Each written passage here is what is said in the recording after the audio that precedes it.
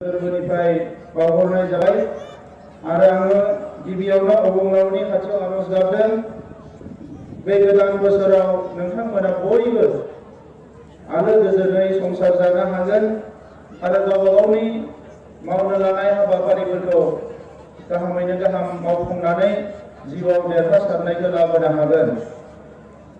दा मानगोनां रायजोफोर, दिनैनि बे समाव दुलाराय बर' फरायसा आफादा जा खोथाफोरखौ सानदों एबा मावनो लादों बेखौ खोनासंनांगौआ जोंनि बयनिबो बिबान। थांनाय गोलाव समाव बर' हारिनि थांना थानाय, बर' हारिनि गुबुन गुबुन बिथिंफोरखौ जेंनाफोरखौ बोस्रांनानै गुबुन गुबुन बिथिंफोरखौ गोख्रों खालामनाय, माहारिनि सुबुंफोरनो मोनसे मोजां लामा दिन्थिनाय, बे गासैबो खामानिफोरखौ दुलाराय बर' फरायसा आफादा जागायजेननायनिफ्रायनो 1967 मायथाइनिफ्रायनो मावबोगासिनो दङ। बे 1967 मायथाइनिफ्राय बे गोलाव सम दुलाराय बर' फरायसा आफादा हारिखौ जोथोन लायामोनब्ला, हारिखौ फारफ्रोमबो बिथिंनिफ्राय मोनफ्रोमबो बिथिंनिफ्राय अननाय एबा सिबिनाय बे हाबाफारिफोरखौ लायामोनब्ला दिनै बर' हारिया गोदोसोनानै थागौमोन।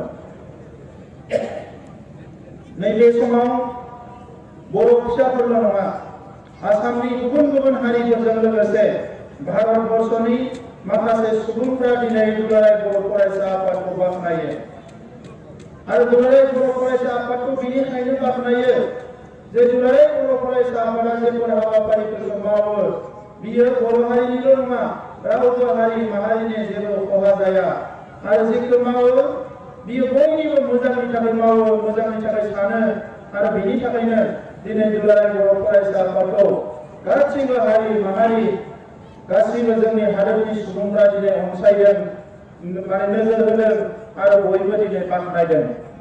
दा बेबायदि समाव बे दुलाराय बर' फरायसा आफादाव जाय बिथांमोना दिनै मिरुआव, जिल्लायाव, दख'रायाव बिबान लानानै दङ, आं बिथांमोननि खाथियाव खावलायनो सानो जे नैबे समाव मुलुगनि माखासे थासारिखौ नायनानै दुलाराय बर' फरायसा आफादनि थांखिफ्रा जोङो लानाया मोजां आरो लानो नांगोन। जे बुहुमा दिनै बेसेबांबा दावगालांबाय, गुबुन गुबुन बिथिङाव, सोलोंथाइनि बिथिङाव, रांखान्थिनि बिथिङाव, इनफ्रास्ट्राक्चार जौगानायनि बिथिङाव आरो गुबुन गुबुन आयदाफारिफ्राव सुबुं माहारिखौ जौगाहोनायाव बुहुमनि गोबां हारि माहारिया दावगालांबाय आरो थांनाय 40 बोसोराव बर' माहारिया गोबां सोमावसारनायाव बाहागो लाबोनांनायलाय दुलाराय बर' फरायसा आफादाबो बे सोमावसारनायावनो मुखुब जानांबोनायलाय नांगौ बायदि साननाय हनायफोरखौ मावबोनो हाजोबाखै आरो बेनिखायनो दिनै दुलाराय बर' फरायसा आफादा जिरायनाय गैयाजासे, थाद'नाय गैयाजासे अराय सम खामानि मावगासिनो दङ। दा बे खामानि मावनायखौ गेबें आरो गोथों लामाजों लांनो थाखाय मोनफ्रोमबो हाबाफारिखौ मोजाङै जाफुंसार होनांगौनि थाखाय दुलाराय बर' फरायसा आफादा जेरै आइ आफा रायजो राजाजों खाथि सोमोन्दो थानानै हाबा मावबोदों, फैबाय थानाय समावबो मावलांबाय थानांगोन। आरो बेजों लोगोसे दिनै जोंनि माहारिनि सानसुमै मेलेमजिबि जायफोरखौ थिंक टेंक होननानै बुङो, बिथांमोनजोंबो दुलाराय बर' फरायसा आफादा बयनिख्रुइबो खाथिसिन सोमोन्दो लानांगोन। मानोना दुलाराय बर' फरायसा आफादा दिनै जेखौ सानगोन, सरकारा बेखौ गाबोनसो सानगोन, गुबुन मानसिफ्रा बेखौ गाबोनसो सानगोन। बेनिखायनो दुलाराय बर' फरायसा आफादनि आखायावनो बयनिख्रुइ बांसिन माहारि दानायनि एजेन्डाया दिनै जोंनियाव थानांगोन आरो बेखौनो बड'फा उपेन्द्रनाथ ब्रह्मआ जोंनो बिबान होलांदों। बेनो जाबाय बर'खौ बुहुमाव मास्टार रेस महरै गायसननांगौ। दा मानगोनां रायजोफोर, बड'फाया होलांनाय लामाजोंनो आगान सुरनानै बर'फ्रा राजखान्थि मोनथायखौ मोनफुंनो थाखाय बेसेबांबा नारा नाथा जुजिनानै 1993आव BSc मोनबाय, 2003आव BTC मोनबाय आरो 2020 मायथाइयाव BTR मोनबाय। बे BSc, BTC आरो BTR हारि जौगानायनि थाखाय, ओनसोल जौगानायनि थाखाय, हारिनि जेंनाफोरखौ बोस्रांनो थाखाय आरो दिनै BTR मोनखांनायनि उनाव जोंनि थासारिया सोलायबाय। दाङाबाजिनि मोनसे थासारिमोन, गावजों गाव जुजिलायनायनि मोनसे थासारिमोन, सासेया सासेखौ सन्देह खालामलायनायनि मोनसे थासारिमोन आरो गावबा गावजोंनो बुथारलायनायनि मोनसे थासारिमोन। बे गासैबो थासारिया जोबनानै दिनै बर' हारियाव मोनसे गोजोन आरो खौसेथिनि मोनसे मोजां थासारि फैबाय। जोङो उनथिं नायहरोबा खास्रि बिस्रि नुहुरो। गावबा गावनि गेजेराव बिदा फंबायनि बुथारलायनायाव जोंहा गोबां जोंनि आइजोफ्रा माने दिनै फिसाय गोमाजानांदों, गोबां गथ'फ्रा बिमा बिफा गोमानांदों, गोबां माखासे थासारि जोंनिया जालांबाय। मालायजोंबो बुथार जानाय, गावजोंबो बुथार जानाय आरो 5,000निख्रुइ बांसिन सुबुङा जिउ गारनांदों।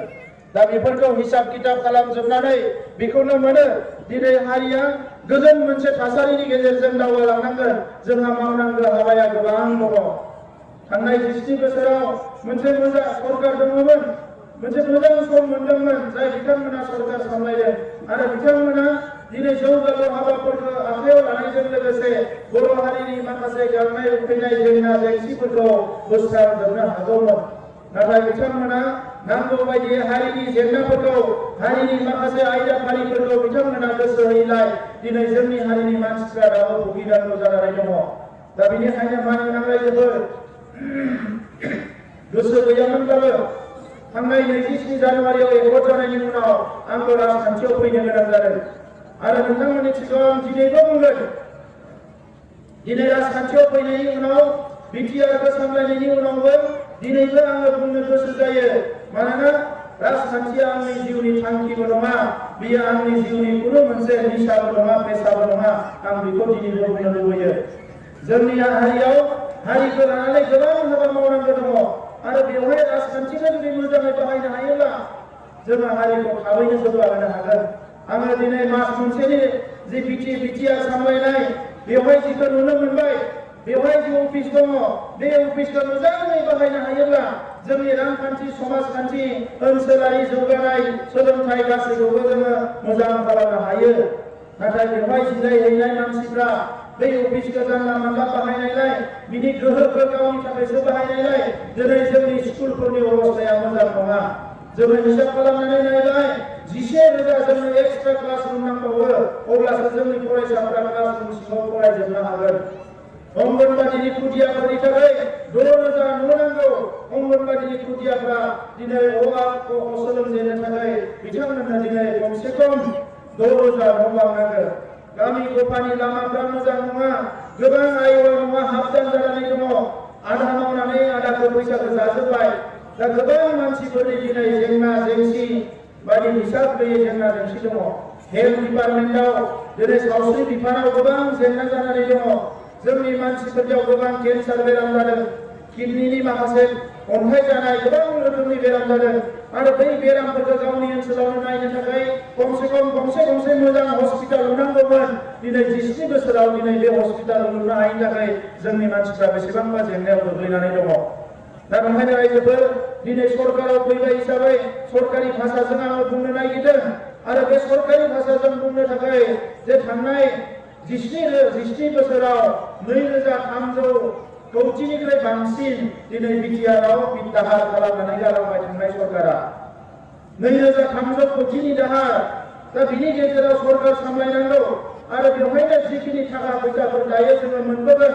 ओंखायनो आं गासैखौबो बुंदों, बे थाखा फैसाफोरखौ जानो हराखै, रायजो राजाफोरनि जौगानाय खामानि मावनो हरदों। ओंखायनो साफ्रोमबो EM, GM, साफ्रोमबो अफिसारफोरखौ आं दिनैबो बुंदों जे नोंथांमोना जाहाथे जानला मानला सिगांनि बायदि बे फैसाफोरखौ बरननानै जानो धान्दा खालामा, अब्ला जोङो मोजां जानाय नङा। बेखौ आं दिनैबो बुंदों। मानोना जोंनि थाखाय राजखान्थिया गिदिर नङा, रायजो राजाखौ सिबिनोसो राजखान्थियाव फैदों। 10 दिननि थाखाय थायो, 100 दिननि थाखाय थायो, सानबानि थाखाय राजखान्थियाव थायो, बेजों खोथा गैया। 1 घन्टा 2 घन्टा थायोब्लाबो जि मावगोन, हारि जौगानायनि खामानि मावगोन, नङाबा मावनाय नङा रायजोफोर। दा ओंखायनो आङो रोखा बुंनो सानदों, थांनाय इलेक्सनाव जोंहा क'क्राझाराव रिजाल्टआ एसे गाज्रि जाबाय। BPFनि मानसिफ्रा फोसावबाय जायगा जायगा कि एबार सिबा माने सानजाहानिसो जागोन, मोजाङै क'क्राझारखौ नायनाय नङा, अमुक नायनाय नङा, आंनि खोमायाव गोग्लैदों।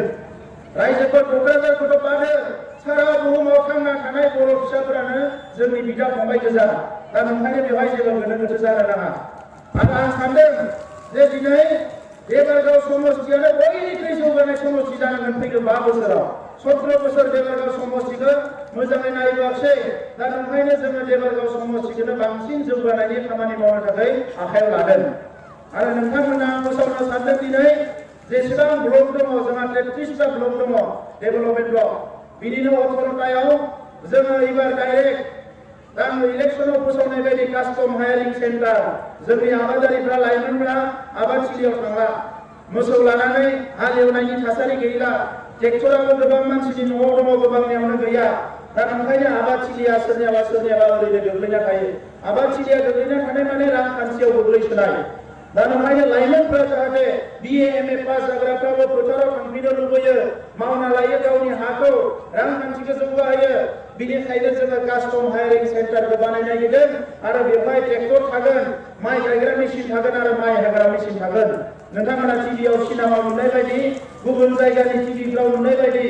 एबार जोंनियाव जोङो 33टा ब्लकआव माने जोङो माइ गायनाय माइ हानाय मेसिनखौ लाबोनो नागिरदों आरो खमसे खम गंथाम ट्रेक्टर मोनसे ब्लकआव थागोन फ्रि आरो बेखौ लानानै जोंनि आबादारिफ्रा कमिटि दानानै होनाय जागोन ब्लकआव बै कमिटियानो बेखौ सामलायगोन आरो आबादारिफ्रा लानानै सानसेयावनो गंनै ट्रेक्टरजों लाम हालेवनो हागोन आरो माइ गायनाय मेसिनाव माइखौ गायनो थाखाय एसे ट्रेनिं लानांगोन माइ गायनो थाखाय खोथियाखौ हायाव फोनो हाया एसे आलादा रोखोमै खोथियाखौ फोनो गोनां जायो जोंनि आबादारिफ्रा गोरोंखा एसे फोरोंना होबानो बेखौ रोंगोन आरो नैबे फेब्रुवारि दाननिफ्रायनो जोङो आबादारिफोरखौ फोरोंनो आखायाव लानो नागिरदों एबार बोरैहाय मेसिनजों माइ गायनो बे मोनसे गुबुन मोनसेया जाबाय फरायसालिफोरनि अबस्थाया मोजां नङा ओरैबायदि LP स्कुलनि अबस्थाया मोजां नङा ME स्कुलनि अबस्थाया मोजां नङा हाई स्कुलनि अबस्थाया मोजां नङा दा ओंखायनो एबार इडुकेसन डिपार्टमेन्टआव जेसेबां थाखा फैदों लोगोसे 15 फाइनेन्सनि थाखा हाबनानै दङ एफा एनै हाबाखै दाबो हाबगोन बे फैसाफोरखौ गासैखौबो 60% जोंनि LP school ME school high स्कुलफोरखौ थिग खालामनायाव बाहायनो होनानै जोङो थांखि लादों जाहाथे सोलोंथाइखौ गोग्गो खालामनो हायो बिनि अनगायै 20,000 सेल्फ हेल्प ग्रुप दङ जोङो दिनै माखासे ट्रेनार्स ट्रेनिंनि पलिसि खालामबाय थादों मोनफ्रोमबो जिल्लायाव साब डिभिजनाव माखासे जोंनि लेखा गोरों लाइमोनफोरखौ ट्रेनिं होनाय जागोन आरो बै लाइमोनफ्रा ट्रेनिं मोनखांनायनि उनाव जोंनि सेल्फ हेल्प ग्रुपफोरजों थांनानै बोरैहाय जोंहा रां खामायनायाव गुबुन गुबुन हाबा मावनो हायो दानाय लुनाय बायदिसिना एम्फौ फिसिनाय आसार बानायनाय गोबां खामानिफोरखौ फोरोंनो थाखाय जोङो माखासे ट्रेनार्स ट्रेनिं होगासिनो दङ दा ओंखायनो रायजोफोर मावनांगौ खामानिया गोबां दङ सोलोंथायाव जौगाहोनो थाखाय एबसुआ गोबां खामानि मावबोबाय दा आंबो एबसुनिनो सासे बिबानगिरिमोन हिसाबै दिनै जोङो रायलायनानै मोनसे थांखि लादों जोंनि फरायसाफोरखौ थाखो 7निफ्रायनो जोङो काउन्सिलिं होनाय जागोन सोर डाक्टार जागोन सोर इन्जिनियार जागोन सोर प्रफेसर जागोन सोर फुटबल गेलेगोन सोर काबाडि गेलेगोन सोर माने राजखान्थि खालामगोन बिथांमोनखौ थाखो 7निफ्रायनो थाखो 9सिम सायख'नानै बर'नाय जागोन आरो बिथांमोना थाखो 9 सफैनाय लोगो लोगोनो इन्जिनियार जाय जागोन होनदों बेखौ इन्जिनियारनि थाखाय रेडि खालामनाय जागोन फुटबल गेलेग्रा होननायखौ फुटबलनि थाखाय रेडि खालामगोन बिनो जेसेबां मोजां कोच नांगौ ब्राजिल जार्मानि जेनि कोच नांगौ कोच लाबोनानै होनाय जागोन नाथाय बियो फुटबलारानो जानांगोन दा बेखौ टटेल मोनसे मेनेजमेन्टआव जोङो लांनो सानदों दा दिनै आं नोंथांमोनखौ मोनसेल' खावलायनो नागिरो मोनसे समान हास्रि बिस्रि बिदा फंबायनि गेजेराव बुथारलायनाय सिम्बोलगावआव एबसुआ बेबायदि मिटिं खालामनायनि थासारियानो गैयामोन रायजोफोर दा दिनै बयबो जुजियै सानै हयै मावै दाङै बड'लेण्डनि थासारिया सोलायबोबाय आरो बेखौ अराय सम लाखिनांगोन रायजोफोर थासारिया मोजां जायाबा जोंनि गेजेराव जुदि सिगिलायनाय बुलायलायनाय दादागिरि समाज बेबायदि मोनसे थाबाय थायोब्ला जौगानाया मालाबाबो फैनाय नङा गोरों गोराया खर' दिखांनानै खोथा बुंनो हानाय नङा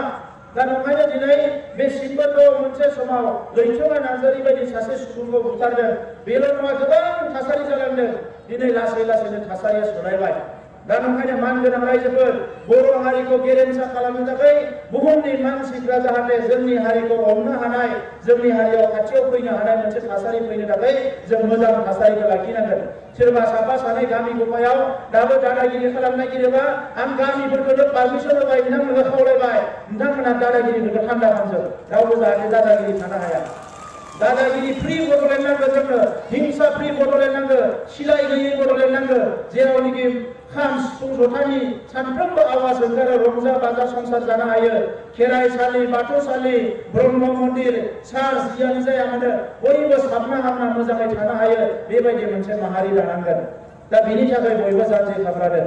एकर्डनि गेजेरजों एनडिबिनो मैया रिहेबिलिटेसन पेकेज गभर्नमेन्टआ होबाय। 4 लाख करि आसाम केन्द्र सरकारा होदों आरो 2 लाख करि आसाम गभर्नमेन्टआ होगोन होननानै बुंदों। केसफोरखौ बोखारनायनि थाखाय आखायाव लाबाय आरो जायफोरा कनभिक्टेड जाबाय बिथांमोननि थाखायबो स्पेसियेल कर्ट बानायनानै बिथांमोनखौबो बरननायनि खामानिया सोलिगासिनो दङ। आं गोलाव बाथ्रा बुंनो सानाखै, माखासे खोथाखौ लरेन्स इस्लारि बिथाङा बुंगोन, मानोना बिथाङाबो BTR एकर्डनि सासे सिगनेटरि आरो गासैबो खामानिखौ बिथाङा खबर लागासिनो दङ, नोजोर होगासिनो दङ।